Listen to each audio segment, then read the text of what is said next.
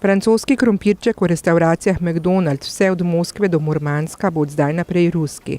Ameriške sankcije so namreč spodbudile ameriško prehranjevalno verigo v uporabo lokalnega krompirja. Podjetje McDonald's je odprl prvi lokal v Rusiji leta 1990 po razpadu Sovjetske zveze. Uporablja pa produkte ruskega izvora za vse, razen zmrznjenega pomfrija. Nihanja v ceni nafte in sankcije Združenih držav in drugih zahodnih držav pa so povzročili težave rublja in privedle do trgovinskih omejitev. Ameriška prehranjevalna veriga se je tako dogovorila z novo tovarno v mestu Lipeck, 450 km južno od Moskve, da bodo tam vzgojili krompir z lokalnih kmetij in ga ponudili kot zmrznjen krompirček po 651 prodajnih mestih v Rusiji.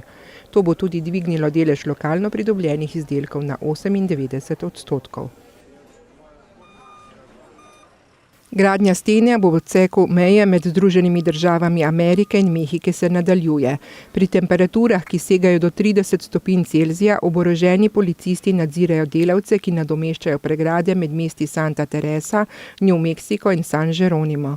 Ustrezati morajo strožjim standardom, ki jih je določil ameriški oddelek za domovinsko varnost.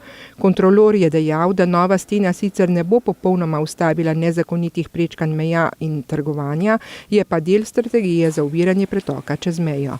Ameriški predsednik Donald Trump še vedno pritiska na Mehiko, da upočasni pretok migrantov. Obe državi si prizadevata za ponovno pogajanje o sporazumu o prosti trgovini v Severni Ameriki. Pa vendar so proti Trumpovi retoriki, v kateri uporablja grožnje kot sredstvo za pogajanja. V prometni nesreči šolskega kombija v Indiji je umrlo 13 šolarjev. Kombi je prečkal železniški prehod v jutranjih urah, ko so otroci bili namenjeni v šolo. V vozilu je bilo 22 otrok, vzrok nesreče pa še ni znan. Oblasti so že odredile preiskavo o incidentu. Gre za drugo večjo nesrečo šolarjev v nekaj več kot 2 tednih. 9. aprila je namreč umrlo najmanj 24 otrok, ko je šolski avtobus padel z gorske ceste.